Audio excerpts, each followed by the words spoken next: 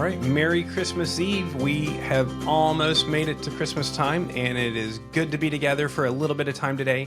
Yesterday, I told you that over the course of this week, we are going to explore good tidings of great joy, what the incarnation of Jesus means to us. And as a definition of joy, I gave you two. One is just that confidence in our salvation that we have no matter what's going on circumstantially.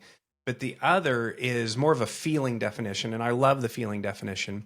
It's that feeling that you get when you are looking into somebody's face and their face sparkles at you, telling you, I'm so happy to be with you. And yesterday we explored the fact that the smile of God looks on you. If you're a believer, then you will one day get to be face to face with Jesus, and it will be a welcoming smile. May the Lord bless you and keep you. Cause his face to shine upon you, be gracious to you. May the Lord lift up the light of his countenance upon you and give you peace. The blessing from the Old Testament was the smile of God on the people of God.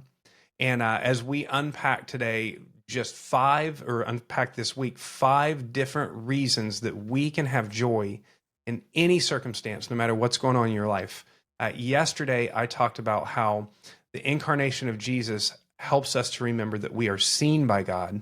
And today on Christmas Eve, what an incredible one to talk about, that the incarnation of Jesus, the birth of Jesus, the fact that God became flesh, became man, it is how we end up, it enables us to be saved by God. So my joy and my circumstance is not just that I'm seen by God, but that I'm saved by God. And this is incredible news.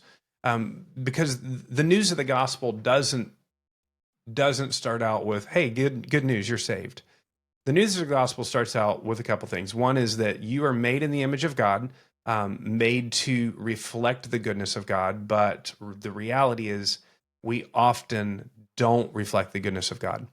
And the gospel actually is pretty harsh. The Bible basically says that you're a dirtbag and I'm a dirtbag, and it's much worse than we want to admit, and it's much worse than anybody else knows about us. So whatever anybody thinks about you, remember, they don't see your insides. They don't see the thoughts going through your head.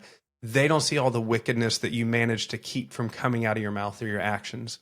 But God sees that, and yet he still loves you. And because he sent Jesus, Jesus lived the absolute perfect human life that you and I could not live. He died on a cross. He rose again.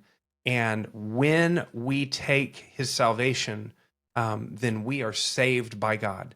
You cannot be saved by yourself because you owe basically an eternal debt to God.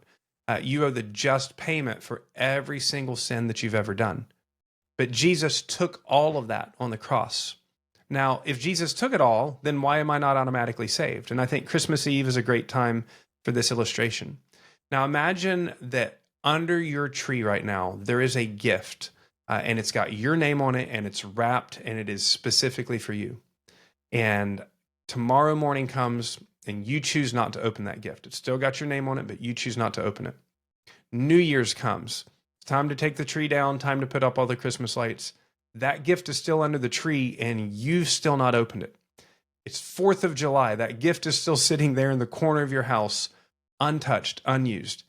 It may have been intended for you, but because you never received the gift, that gift has no value to you. It has no use. It has no effect in your life. And that's the same thing with the gospel. That's the same thing with salvation.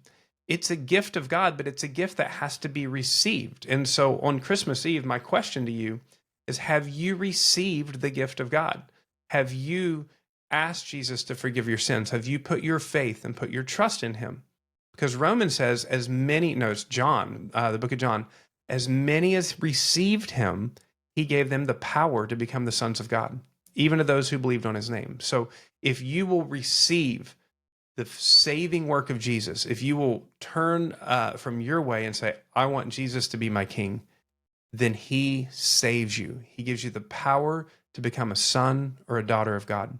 And this is an incredible cause for joy because you do not have to climb a stair step of good deeds to make it to God. You don't have to climb a ladder. There's no big checklist.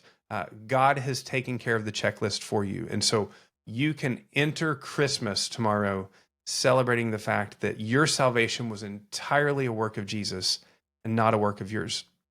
And we're going to talk tomorrow about how that security that we have gives us an even greater cause for joy, because it allows us to do things for God that we would maybe be afraid to do otherwise. But today, on Christmas Eve, my two thoughts for you. Number one, if you're a believer, you have cause for joy, because no matter how much you blew it in 2024, no matter how much you mess up in 2025, and also no matter how good you did, that does not determine your salvation. The work of Jesus determines your salvation. You're saved by God. And if you're listening to this and you've never put your faith in Jesus, man, think of it like that gift under the tree. Until you receive the gift has no value in your life. And so you may wonder, I go to church, I do all this stuff, but there's no difference in my life. Well, maybe you haven't received the gift of salvation from Jesus. Maybe you haven't given him your life, asked him to forgive you, and receive that gift. And so today would be a great day. I just challenge you and beg you today, receive the good gift of the salvation of Jesus so that you have cause for eternal joy no matter what the circumstance. Hey, be blessed as you remember this Christmas Eve that because of Jesus, God smiles upon you. And I look forward to talking to you on Christmas Day. Have a great night.